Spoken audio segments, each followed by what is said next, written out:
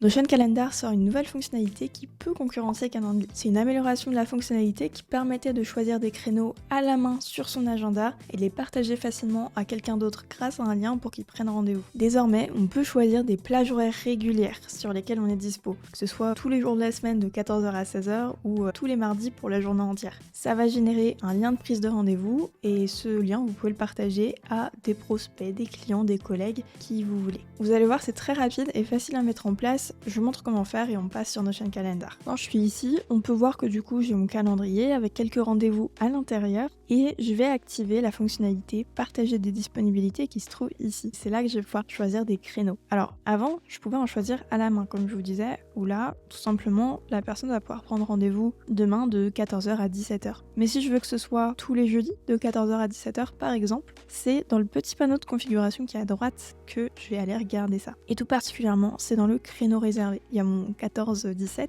et en dessous maintenant on peut mettre une récurrence. En l'occurrence, quand je clique dessus, j'ai pas mal de récurrences qui sont proposées. Alors chaque année le 12 décembre, je ne sais pas trop dans quel cas est-ce que ça peut servir. Par contre, on a tous les jours de la semaine. C'est pas mal, hein, on veut pas forcément avoir de rendez-vous le week-end, toutes les semaines, toutes les 2 semaines, tous les mois. Et il y a une petite option aussi de personnalisation. Si finalement je veux ouvrir des créneaux auxquels les gens peuvent me contacter et prendre un appel avec moi, je sais pas, tous les jeudis et vendredis parce que je fais mes appels de prospection en fin de semaine, et bah je peux complètement choisir un petit peu plus en détail et si besoin mettre aussi une date de fin. Dans mon cas je ne vais pas en mettre, je clique sur terminer et option importante quand même, c'est que je vais lui dire que je veux éviter les conflits. Ça veut dire que si j'ai un rendez-vous qui est pris par-dessus, eh bien on va pas pouvoir prendre de rendez-vous. Et ce qui est intéressant, c'est que je peux le mettre pour l'adresse mail sur laquelle je configure mon lien, mais je peux aussi le mettre pour d'autres calendriers. Donc si je veux que ça évite les conflits sur mon calendrier perso et mon calendrier pro, je peux le configurer. Ensuite, les autres petits paramètres à changer, ça va être par exemple le nom de la réunion. Par défaut, c'est réunion avec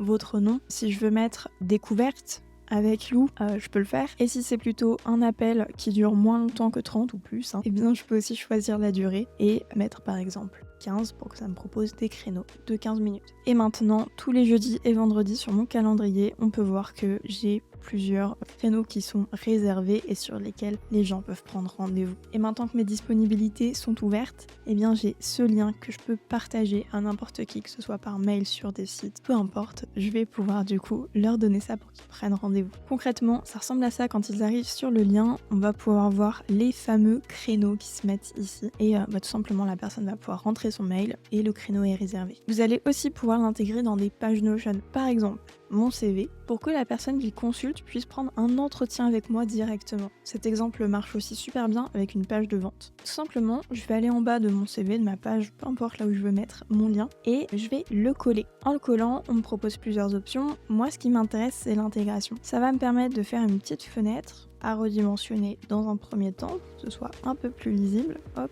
je fais passer ça en dessous. Voilà, là on est bien. Et on voit que directement dans ma page, en fait, c'est super simple pour la personne qui arrive dessus de prendre un créneau avec moi. Elle clique, elle met son email et on se parle bientôt. Donc franchement, si vous avez des sites, des pages dans Notion qui sont publiques, je vous conseille beaucoup d'utiliser ça si après vous voulez générer des appels avec certaines personnes. C'est un super moyen. Donc voilà ce qu'on peut faire aujourd'hui grâce à cette mise à jour qui est assez sympa, mais cependant, je vous dis en commentaire ce qui manque encore selon moi pour que personnellement je passe totalement mes calendriers à Notion Calendar. Et je suis preneuse de votre avis aussi. On se retrouve donc en dessous de la vidéo et je vous dis à très vite.